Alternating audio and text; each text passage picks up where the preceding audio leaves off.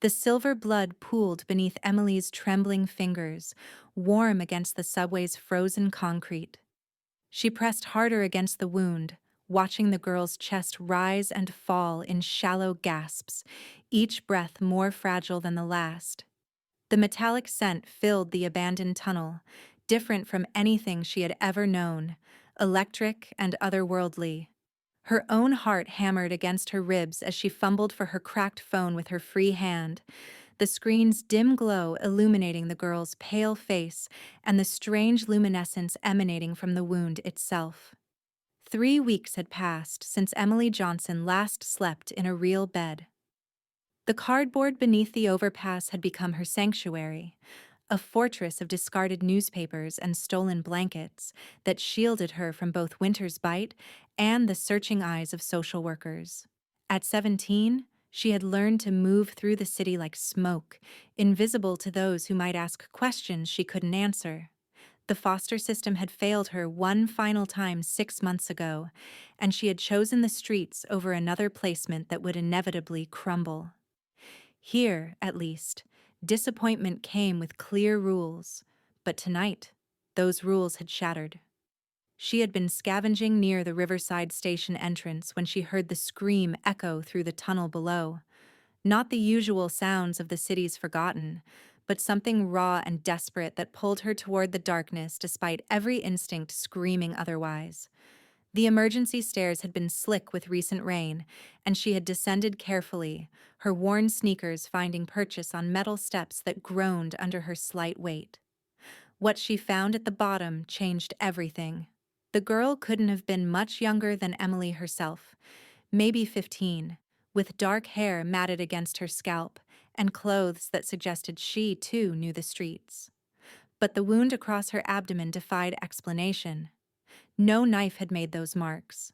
The edges were too clean, too precise, and the blood that flowed from them caught the tunnel's sparse light like liquid mercury. As Emily knelt beside her, the girl's eyes fluttered open, revealing irises that seemed to shift between brown and gold. "Help," the girl whispered, her voice carrying an accent Emily couldn't place. "They're coming back." Emily's thumb found the emergency contact number she had programmed months ago, a hotline she had never dared to use. But as she watched the silver blood seep between her fingers, she knew this moment stretched beyond her understanding of possible and impossible. The call connected on the second ring. "This is David." The voice that answered held authority like a blade, sharp and immediate. "I need help," Emily said, her words tumbling over each other. "There's a girl. She's hurt badly, and the blood is wrong. It's silver, and I don't know what to do." The silence that followed stretched long enough for Emily to wonder if the connection had failed. Then, "Where are you?" "Riverside Station, the old tunnel beneath the main platform. But I don't think an ambulance can help her. This isn't normal." "I'm coming. Keep her conscious if you can. And Emily?" The use of her name sent a chill down her spine. She had never given it. "Don't let anyone else near her." The line went dead, leaving Emily alone with questions that multiplied like shadows. She looked down at the girl, whose breathing had steadied slightly under the pressure of Emily's hands. How had he known her name? How had he known, somehow, that this call would come? "What's your name?" Emily whispered to the injured girl. "Sophia," came the faint reply. "David, is he coming?" Emily nodded, though she wasn't sure why she believed the stranger's promise. Something in his voice had carried certainty, the kind of assurance that came from power she couldn't comprehend. As they waited, she began to notice other details that her panic had initially missed. The girl's skin held a luminescence that had nothing to do with the tunnel's flickering lights.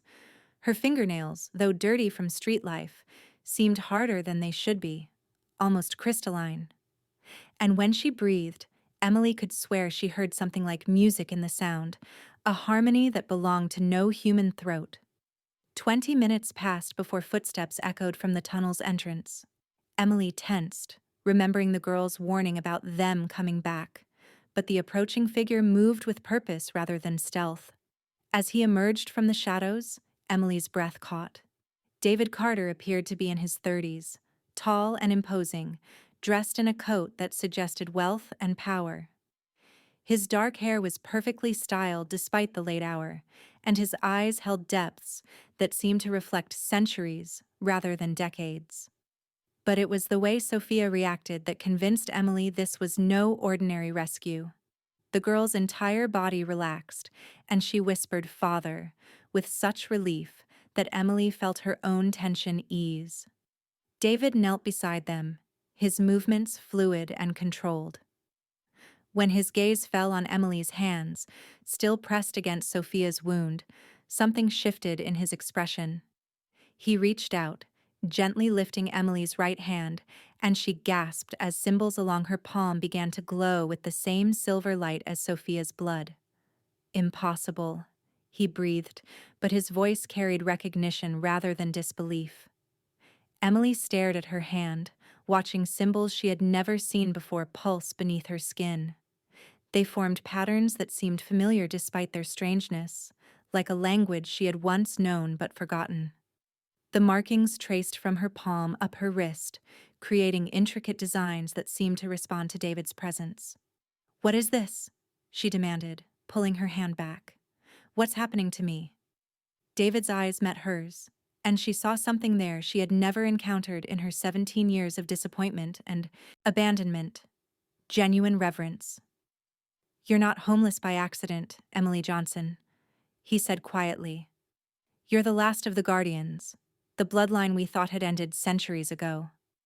Sophia stirred between them, her wound beginning to close as David placed his hand over it. The silver blood slowed its flow, and color returned to her cheeks. But Emily could barely process the miraculous healing as David's words reordered everything she thought she knew about herself. "That's not possible," she whispered. "I'm nobody. I've been nobody my entire life." "You've been hidden," David corrected, "protected.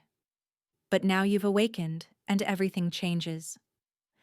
As if in response to his words, Emily felt something shift deep within her chest, a warmth that spread outward from her heart to her fingertips. The symbols on her hand flared brighter, and for a moment she could swear she heard whispers in that same ancient language. Voices of women who had come before her, all saying the same thing. "You are not alone." David helped Sophia sit up, and the girl looked between Emily and her father with wonder. "She's really one of them?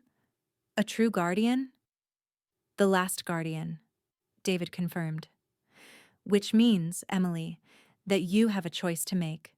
You can return to the streets, to the life you've known, and these gifts will fade.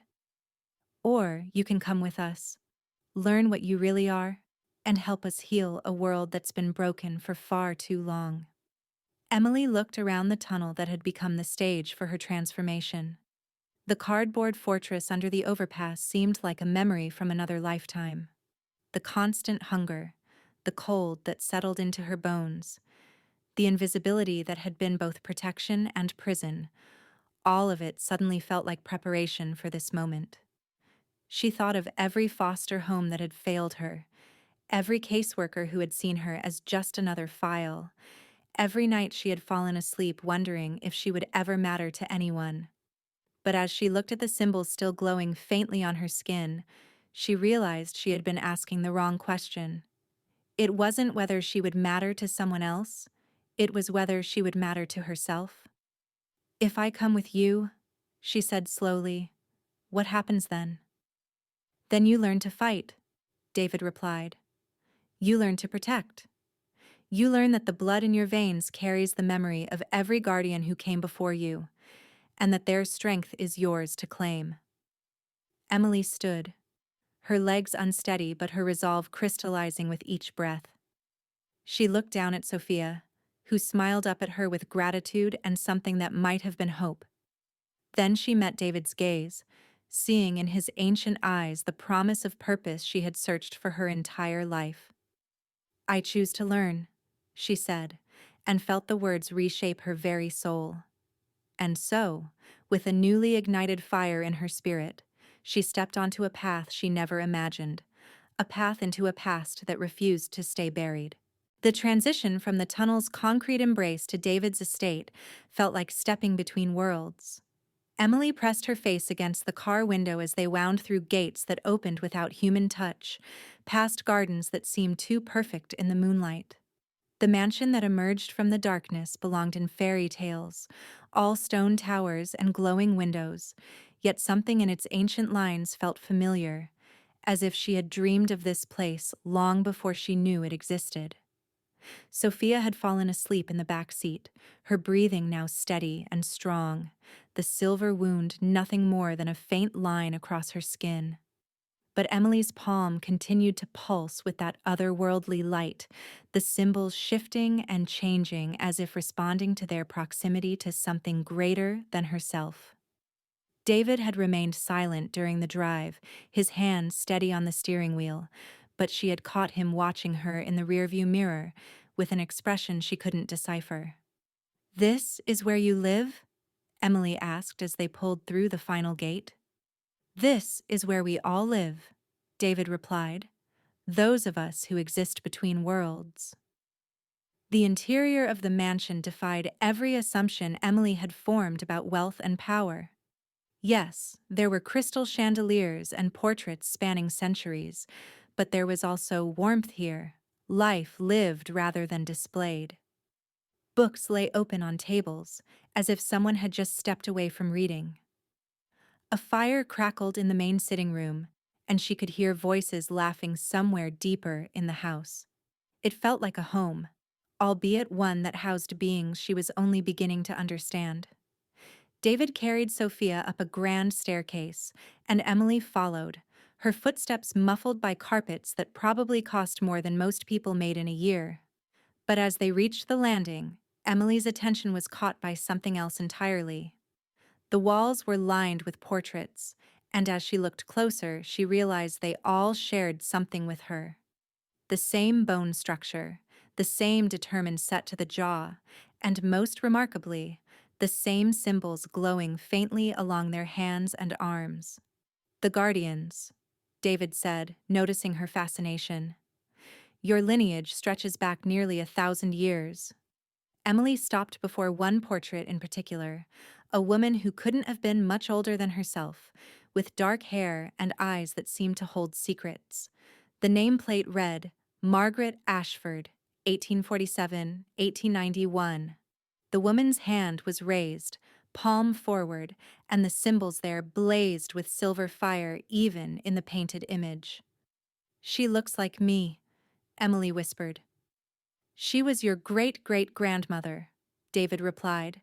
"She died protecting my family during the London uprising. She was 19. The weight of that revelation settled over Emily like a cloak. She had spent her entire life believing she was alone, that her family history began and ended with foster care files and social worker reports. Now she stood before evidence of a legacy that spanned centuries, women who had faced darkness with light blazing from their very skin. After settling Sophia in her room, David led Emily to a library that took her breath away. Books lined the walls from floor to ceiling, some so old their leather bindings seemed to glow with age. But it wasn't just the collection that stunned her, it was the way the books seemed to respond to her presence. As she walked past the shelves, certain volumes began to emit a soft light, as if calling to her. "Your education begins here," David said, pulling one of the glowing books from a high shelf. "The history of the Guardian bloodline and their sacred duty." Emily opened the book, and the pages filled with text in a language she had never seen but somehow understood. The words flowed into her mind like water finding its proper channel, carrying with them knowledge that felt both foreign and intimately familiar. She read of women who had stood as bridges between the human and vampire worlds, who had used their unique abilities to heal the wounded and protect the innocent from both sides of an ancient conflict. "Why now?" she asked, looking up from the pages. "If this bloodline has existed for so long, Why am I only discovering it now? David's expression grew grave. Because something is coming. Something that will require every ounce of power the Guardian line can muster. He moved to the window, gazing out at the grounds where Emily could now see other figures moving in the darkness. The attack on Sophia tonight wasn't random. Someone is hunting us, systematically eliminating anyone with supernatural abilities. They've been building towards something for months. Emily felt a chill that had nothing to do with the room's temperature. Who would do that? Someone who believes the world would be better without magic, without the supernatural. Someone who thinks that by removing us, they can force humanity back into ignorance of what lies beyond their understanding. David turned back to her, and she saw centuries of weariness in his eyes. They call themselves the Purge, and they've been more successful than we initially realized. The next 3 days passed in a blur of learning that left Emily's head spinning and her body aching. David introduced her to others who called the estate home. Marcus, a vampire who had been David's companion for over 2 centuries and served as a tactical advisor. Elena, a healer whose touch could mend both body and spirit. And Thomas, barely older than Emily herself, who possessed the ability to see glimpses of possible futures. Each of them treated Emily with a respect she had never experienced, as if her very presence made them stronger. But it was the training that truly began to transform her. Under Elena's guidance, Emily learned to channel the power that flowed through her veins. The symbols on her skin weren't just marks, she discovered, but conduits for abilities that defied every law of physics she had ever learned. She could heal wounds with her touch, create barriers of pure light, and most remarkably, she could sense the true nature of anyone she encountered, seeing past deception to the soul beneath. The Guardians were created to maintain balance, Elena explained, as Emily practiced forming shields of silver light around her hands. Vampires are powerful, but we can lose ourselves to our nature.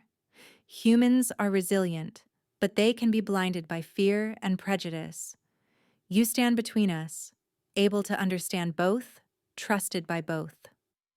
Emily's first real test came on the 4th night. She was practicing in the estate's training room, learning to combine her defensive abilities with more offensive applications, when alarms began sounding throughout the mansion. Thomas burst through the doors, his face pale with urgency. "They've found us," he gasped. "The Purge, they're coming. Maybe 30 of them, armed with weapons specifically designed to kill our kind." Emily's heart hammered as David's voice echoed through the house, calling everyone to defensive positions. This was what she had been training for, but 4 days felt woefully inadequate preparation for actual combat. As she followed Thomas toward the main hall, she caught sight of herself in a mirror and barely recognized the reflection. The scared, hungry girl from the subway tunnel was gone, replaced by someone whose eyes blazed with silver fire and whose very presence seemed to command attention. The attack came at midnight, just as Thomas had predicted. Emily found herself positioned in the mansion's central courtyard, surrounded by David, Marcus, Elena, and a dozen other vampires whose abilities she was only beginning to understand. But as the first wave of attackers breached the gates, she realized that all her training had been preparation for this moment of choice. The Purge members wore tactical gear and carried weapons that hummed with an energy that made Emily's skin crawl. But more disturbing than their equipment was their absolute conviction. She could see it in their eyes as they advanced. They truly believed they were saving humanity by destroying everything that made them question their limited understanding of the world. "Remember," David called to her as the first shots rang out, "you are the bridge. Show them what that means." Emily stepped forward, raising her hands, and felt the power of every guardian who had come before her flowing through her veins. Silver light erupted from her palms, forming a barrier that absorbed the incoming fire. But instead of simply deflecting the attacks, she began to transform them, turning the destructive energy into something else entirely. The battlefield grew quiet as both sides watched Emily work. The light flowing from her hands began to take shape, forming images that hung in the air like living memories. She showed the attackers glimpses of what they were trying to destroy: vampires, who had spent centuries protecting human settlements from threats they never knew existed. Supernatural beings who had sacrificed everything to maintain the delicate balance that kept both worlds safe. One of the Purge members, a woman about Emily's age, lowered her weapon, tears streaming down her face. "I didn't know," she whispered. "They told us you were monsters." But not all of the attackers were swayed by Emily's revelations. The leader, a man whose hatred seemed to radiate from his very core, raised a weapon unlike the others, something that made the symbols on Emily's skin burn with warning. "Enough!" he shouted. "I don't care what illusions you show us. You're an abomination, and this ends now." The weapon fired, and Emily felt something she had never experienced, her power failing her. The silver light flickered and died, and she collapsed to her knees as pain unlike anything she had ever known coursed through her body. Around her, she could hear her new family crying out in alarm, but their voices seemed to come from very far away. As darkness crept in around the edges of her vision, Emily heard the Purge leader speaking to his remaining followers. "Take the girl. She's the key to eliminating the rest of them. Without the Guardian bloodline, their protection fails, and we can finish what we started." The last thing she saw before unconsciousness claimed her was David's face, twisted with rage and desperation as he fought to reach her. The last thing she heard was Sophia screaming her name. Emily awakened in a place that existed between nightmare and reality. The room was sterile white, lit by harsh fluorescent lights that made her head pound. But it was the silence that disturbed her most, the complete absence of the power that had become as natural to her as breathing. She tried to raise her hand, to call forth even the faintest silver glow, but nothing responded. "The suppression field is quite effective, isn't it?" The Purge leader stepped into view, his face bearing a satisfaction that made Emily's stomach turn. "We've been developing it for years, specifically to neutralize supernatural abilities. You're quite powerless here, I'm afraid." Emily struggled against the restraints holding her to the examination table, but they were designed for beings far stronger than any human. Panic clawed at her throat as she realized how completely cut off she was, not just from her abilities, but from any connection to David, Sophia, and the others who had become her family. "What do you want?" she demanded, proud that her voice remained steady despite her terror. "I want to understand what makes you tick," the man replied, moving to a table covered with instruments that gleamed with surgical precision. "You see, we've learned that the Guardian bloodline isn't just about individual power. It's about connection, about being the thread that holds the supernatural community together. Remove that thread, and the entire tapestry unravels." Emily felt true fear for the first time since discovering her heritage. Not fear for herself, but fear for what would happen to everyone she cared about if this man succeeded in his plans. "They'll find me," she said with more confidence than she felt. "Oh, I'm counting on it," he replied with a smile that held no warmth. "In fact, I've already sent them an invitation.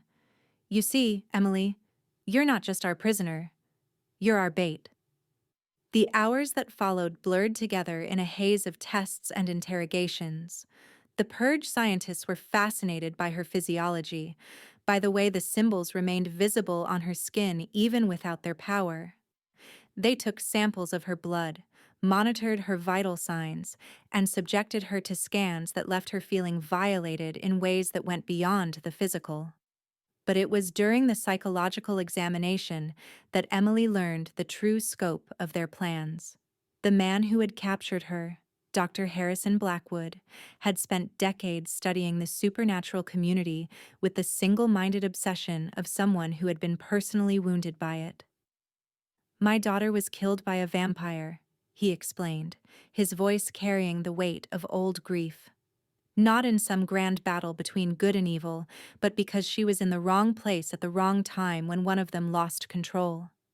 The authorities covered it up, called it an animal attack, and I was left to grieve alone while the monster who killed her walked free.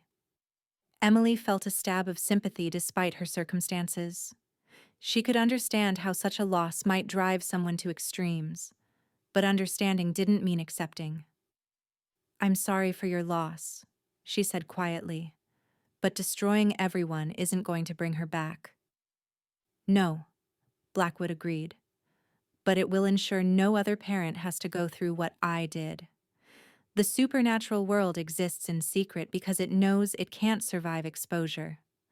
Once I eliminate the Guardians, once that protective barrier falls, humanity will see these creatures for what they really are.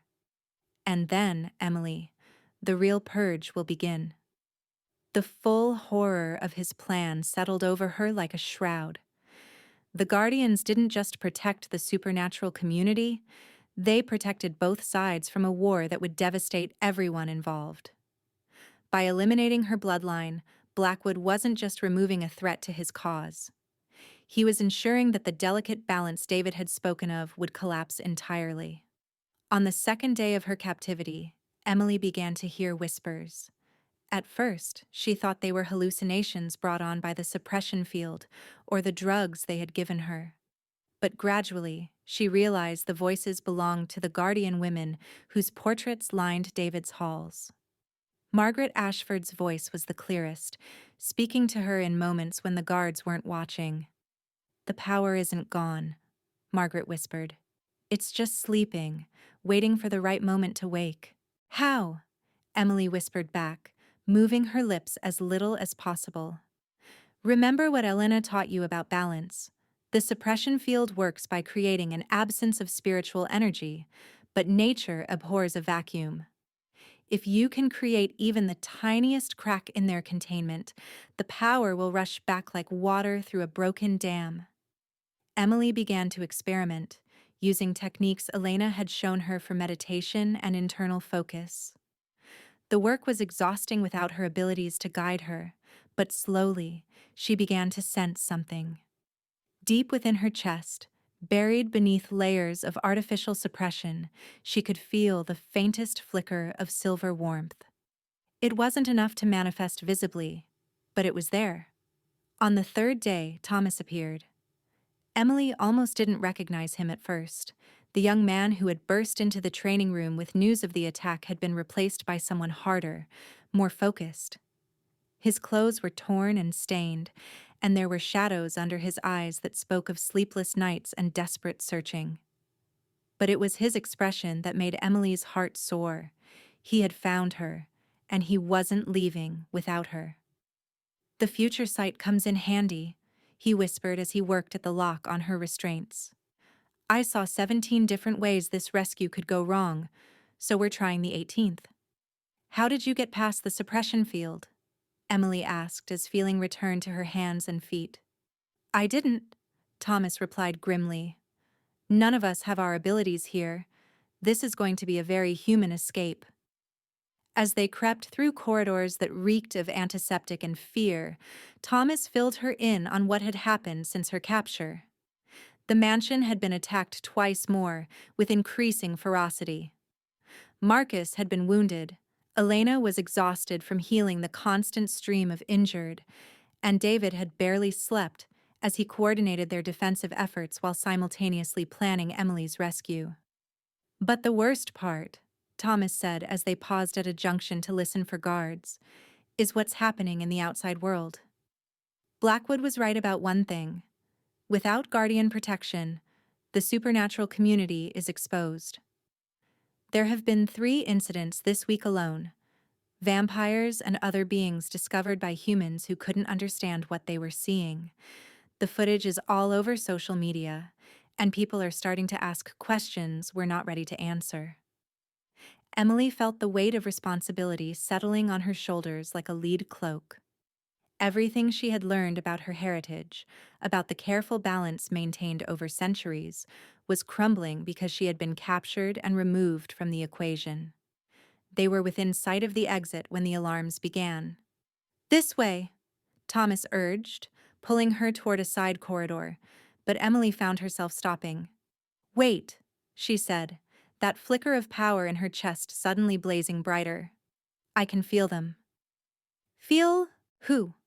"The others. The supernatural beings they're holding here." Emily closed her eyes, letting that growing warmth guide her perception. "Thomas, this isn't just about me. They have dozens of prisoners, all being held in the same kind of suppression fields." Thomas grabbed her arm. "Emily, we can't save everyone. We barely have a chance of saving ourselves." But Emily was already moving, following the pull of imprisoned power toward the facility's lower levels. She could feel them now. Vampires, shapeshifters, beings whose natures she couldn't identify, but whose suffering called to every guardian instinct she possessed. "This is why the bloodline exists," she said, understanding flooding through her with crystal clarity. "Not just to maintain balance, but to ensure no one faces the darkness alone." The detention level was a nightmare of white cells and humming machinery, but as Emily approached the first prison, something extraordinary happened. The suppression field, designed to contain supernatural abilities, began to fluctuate in response to her presence. The ancient power in her veins, strengthened by her connection to the other prisoners, started to push back against the artificial containment. Silver light began to emanate from her skin, faint at first, then growing stronger as she moved from cell to cell. Each prisoner she touched felt their own abilities stirring, the suppression fields weakening under the combined pressure of so much supernatural energy seeking freedom. "Impossible," she heard Blackwood's voice over the facility's intercom system. "The field generators are failing across the entire complex." Emily smiled, feeling Margaret Ashford's presence stronger than ever. "Not impossible," she whispered. "Inevitable." The explosion of released power that followed lit up the night sky for miles around. Emily stood at the center of it all, her hands blazing with silver fire as dozens of supernatural beings reclaimed their abilities and their freedom. But even as triumph filled her heart, she could hear Blackwood's voice echoing through the collapsing facility. "Phase 2 begins now. If we can't contain them, we expose them. Let humanity see what's been hiding among them. Let the real war begin." As Emily led the freed prisoners toward the surface, where she could already see David's people arriving to provide support and transport, she realized that winning this battle had only set the stage for a much larger conflict. Blackwood was right about one thing: the supernatural world's secret existence was about to end. Yet, even as the walls closed in, a flicker of that old truth still burned within her, a quiet defiance that whispered, "It's not over yet."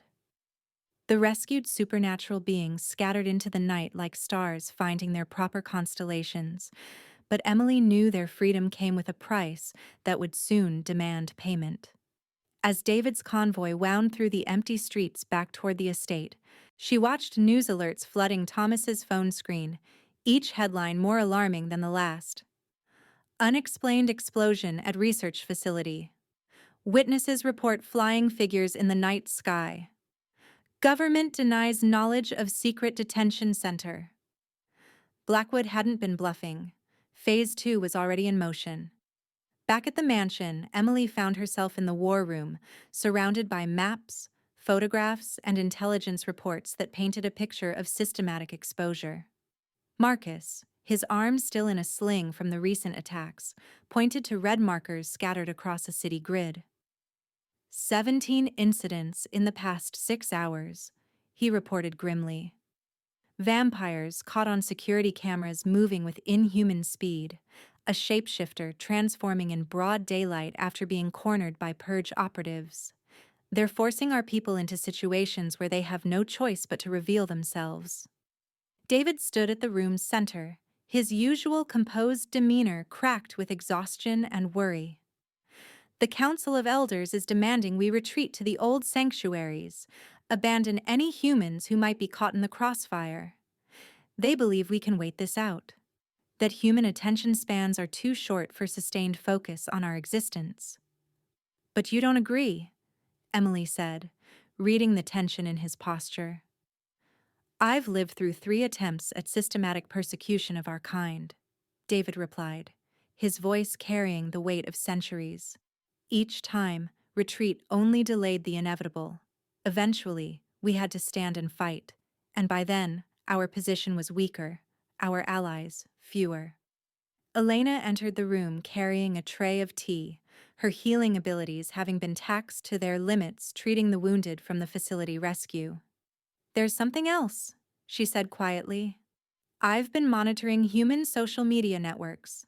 The footage from tonight isn't being dismissed as hoaxes or special effects. People are organizing, forming groups, demanding answers from their governments. Some are calling for protection from what they're seeing as a threat. Others are calling for understanding." Emily moved to the window, watching the dawn paint the sky in shades of silver and gold that reminded her of the power flowing through her veins. The symbols on her hands pulsed gently, responding to her emotional state, and she could feel the presence of every guardian who had come before her, whispering guidance she wasn't sure she was ready to hear.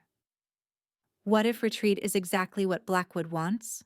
she asked, turning back to face the room. "What if he's counting on us to hide, to let fear drive us underground where we're easier to hunt?" Marcus frowned. "What are you suggesting?" Emily felt Margaret Ashford's presence particularly strongly, along with other guardian voices she was beginning to recognize. "I'm suggesting we do the opposite. Instead of hiding from exposure, we control it. Instead of letting him dictate the narrative, we tell our own story." The silence that followed was heavy with implications.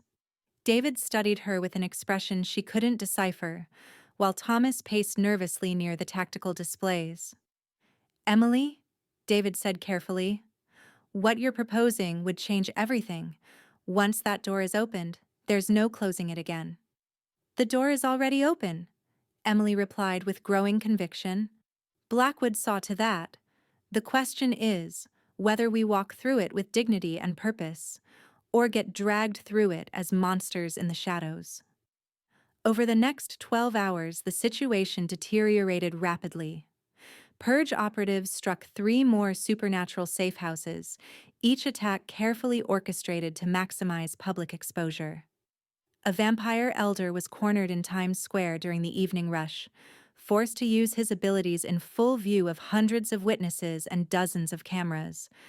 A pack of shapeshifters protecting human children from a purge ambush transformed in a public park, their heroic actions overshadowed by the shock of their revealed nature.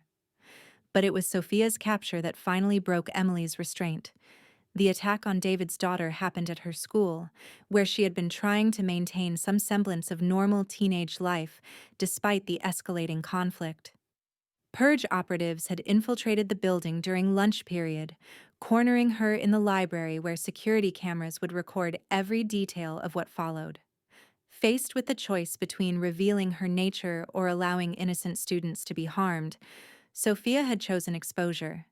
Emily watched the footage with her heart breaking and her rage building to levels that made the symbols on her skin blaze like captured starlight. Sophia moved through the library with inhuman grace, disarming heavily armed operatives without seriously injuring them, protecting terrified students with her own body, and speaking throughout the encounter with a calm dignity that somehow made her supernatural abilities seem not monstrous, but noble. "She's beautiful," Elena whispered, tears streaming down her face. "Look at how she protects them. How she tries to minimize their fear even while she's fighting for her life." But the footage ended with Sophia's capture, dragged away by purge operatives while traumatized students called out her name, some in fear, others in gratitude for her protection. The video had been viewed over 50 million times in the first 4 hours, spawning reaction videos, news analysis, and heated debates across every platform imaginable. Emily stood in the center of the war room, feeling the power of 10 centuries of guardian women flowing through her veins. The time for half measures and careful planning had passed. Blackwood wanted a war? She would give him one, but not the war he expected. "I'm going to the city," she announced, her voice carrying harmonics that made every supernatural being in the room look up in recognition of ancient authority. I'm going to find Sophia, and I'm going to end this. David stepped forward, his expression pained. Emily, if you expose yourself publicly, there's no going back. Every guardian for the past 1,000 years has maintained secrecy as their first principle. And look where that secrecy has led us, Emily replied, the symbols on her arms now glowing bright enough to cast shadows on the walls. Hidden, hunted, and helpless while someone like Blackwood tears apart everything we've tried to protect. She moved toward the door, but Thomas stepped into her path. You can't do this alone. I won't be alone. Emily's voice carried the whisper of every guardian voice she had been hearing, growing stronger and clearer with each passing hour. I carry the strength of every woman who came before me, and I won't let their legacy end in shame and secrecy. Marcus straightened despite his injuries. Then we go with you. And me, Elena added, setting down her teacup with hands that no longer trembled. David looked around the room at his chosen family, seeing in their faces the same resolution that blazed in Emily's eyes. If we do this, we do it right. No half measures, no apologetic hiding. We show them what we really are, all of it, and we trust humanity to make the right choice. 2 hours later, Emily stood on the steps of City Hall, where Blackwood had arranged for Sophia to be held in a very public detention that was being broadcast live across multiple networks. The square below was packed with humanity in all its complexity, protesters and supporters, scientists and religious leaders, families and individuals, all grappling with the revelation that the world was far larger and more wondrous than they had ever imagined. Emily raised her hands, and silver light erupted skyward, forming symbols and images that could be seen for miles.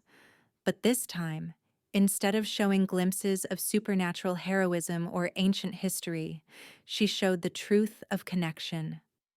The light revealed the invisible threads that bound every living being together, the ways in which vampire healers had worked alongside human doctors during plagues, how shapeshifter guardians had protected human settlements from threats they never knew existed, how the supernatural community had served as silent protectors for centuries.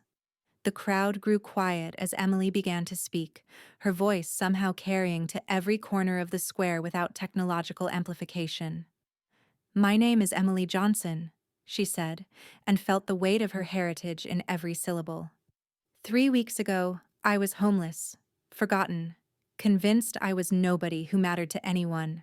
Today, I stand before you as the last guardian of an ancient bloodline, charged with protecting both the human and supernatural worlds from those who would destroy the balance between them. She gestured toward the government building where Sophia was being held.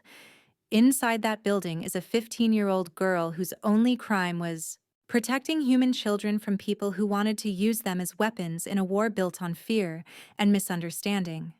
She is vampire, but she is also a hero. She is different from you, but she is not your enemy. The light flowing from Emily's hands began to take new shapes, showing the rescued prisoners from Blackwood's facility, many of whom now stood at the edges of the crowd. Each figure was illuminated not as a monster or a threat, but as an individual with their own stories, their own struggles, their own capacity for both darkness and light. Dr. Harrison Blackwood wants you to fear us, Emily continued, her voice growing stronger as she felt the support of every guardian who had come before her. He wants you to see only our power, our differences, our potential for harm. But I ask you to see something else. I ask you to see what we have always been. Your neighbors, your protectors, your partners in the ongoing work of making this world better for everyone who calls it home. From the crowd, a voice called out, "How do we know you're not just saying what we want to hear?" Emily smiled, and for the first time since discovering her heritage, felt completely at peace with who she was. Because I'm not going to hide anymore. None of us are. We're going to live openly, work openly, and yes, face judgment openly. We're going to trust you with the truth, all of it, and hope that you'll trust us with the chance to prove that different doesn't have to mean dangerous. The government building's doors opened, and Blackwood emerged with Sophia, flanked by heavily armed guards. But as he moved toward a waiting vehicle, something unexpected happened. The human protesters began to part, creating a clear path not for Blackwood's escape, but for Sophia's release. "Let her go," someone called from the crowd. "She protected those children." The chant was taken up by others. "Let her go. Let her go." Blackwood's face twisted with rage as he realized his carefully orchestrated public relations victory was slipping away from him.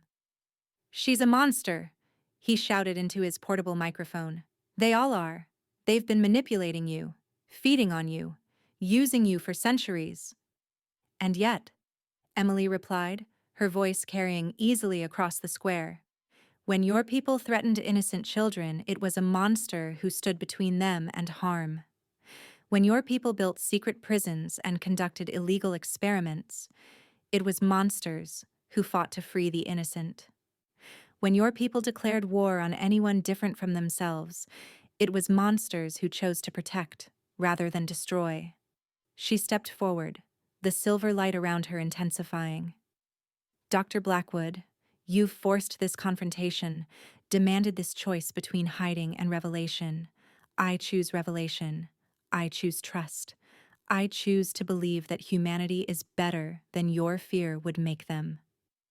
The crowd's energy shifted, and Emily could feel it like a tide turning. Not. Everyone was convinced, and she could sense the presence of purge operatives scattered throughout the square. But something fundamental was changing. People were choosing curiosity over fear, questions over assumptions. Blackwood pressed the detonator in his hand. The explosions that followed were designed to maximize casualties while minimizing structural damage to the government building. Blackwood had planted charges throughout the square, turning Emily's moment of triumph into a massacre that would forever associate supernatural beings with destruction and death. But Emily was ready. The power that erupted from her wasn't just her own anymore. It carried the strength of Margaret Ashford, who had died protecting London from supernatural threats. It carried the wisdom of Sarah Chen, who had spent 3 centuries healing both human and vampire wounded. It carried the fierce determination of Rosa Martinez, who had stood against the Spanish Inquisition's supernatural purges. It carried the voices of dozens of guardian women who had faced their own moments of ultimate choice. The silver light that expanded from Emily's position didn't just absorb the explosive force, it transformed it, converting destructive energy into protective barriers that shielded every person in the square. The blast that should have killed hundreds instead created a dome of pure light that held for 30 seconds before gently dissipating, leaving the crowd unharmed and awestruck. But the effort cost Emily everything. She collapsed to her knees as the last of the light faded, her body pushed beyond its limits by channeling power that belonged to centuries of guardian women. Blood ran from her nose, and her vision blurred as exhaustion threatened to claim her consciousness. Blackwood's voice cut through the stunned silence. "You see? They're weapons. All of them. She could have killed every one of you with that power." But she didn't. The voice that answered him belonged to a little girl, maybe 7 years old, who broke free from her mother's protective grip and ran toward Emily. "She saved us." As the child knelt beside Emily, offering her a tissue for the blood on her face, others began to follow. First one person, then 5, then dozens, until Emily found herself surrounded by humans who had chosen to see her sacrifice rather than fear her power. David appeared at her side, having pushed through the crowd with Sophia beside him, free from Blackwood's custody in the chaos that followed the failed bombing. "Can you stand?" he asked quietly. Emily looked up at him, then around at the faces surrounding her, human and supernatural alike. She thought of every foster home that had rejected her, every social worker who had seen her as a problem to be managed rather than a person to be valued. She thought of 3 weeks living on the streets, invisible and forgotten. And she thought of the woman she had become, standing publicly as a bridge between worlds, trusted with the safety of both. "Yes," she said, accepting David's offered hand. "I can stand." As Emily rose to her feet, supported by the vampire who had become her chosen father and surrounded by humans who had chosen trust over fear, Blackwood's voice grew shrill with desperation. "This isn't over," he shouted as security forces finally moved to restrain him. "They'll turn on you eventually. Their nature will win out, and when it does, remember that I tried to warn you." Emily looked directly at him, her voice carrying to every corner of the square and every camera broadcasting to the world. "Dr. Blackwood, you're wrong about one thing. Nature isn't about hiding what we are. It's about growing into who we're meant to be. And today, both our peoples chose to grow toward understanding rather than fear, toward connection rather than division, toward hope rather than hatred." She turned to address the crowd one final time. "This is just the beginning. There will be challenges ahead, mistakes on both sides, moments when fear seems easier than trust. But today, you've proven that humanity at its best is capable of accepting even the impossible if it comes wrapped in truth and offered with love." The weeks that followed would bring new challenges, new opportunities, and new understanding between the human and supernatural worlds. There would be legislation to write, treaties to negotiate, and countless individual relationships to build across the species divide. Emily would find herself at the center of it all, no longer the last guardian, but the first of a new generation that would openly bridge both worlds. But in that moment, standing in the square where everything had changed, surrounded by people who had chosen courage over comfort and hope over hatred, Emily Johnson knew with absolute certainty that she was no longer nobody. She was exactly who she had always been meant to be, a guardian, a bridge, a beacon of light in a world that had finally chosen to see. The silver symbols on her hands pulsed one final time, carrying with them the whispered approval of every guardian woman who had come before her, and the promise that their legacy would continue, not in secret, but in the full light of a world ready to embrace all its children.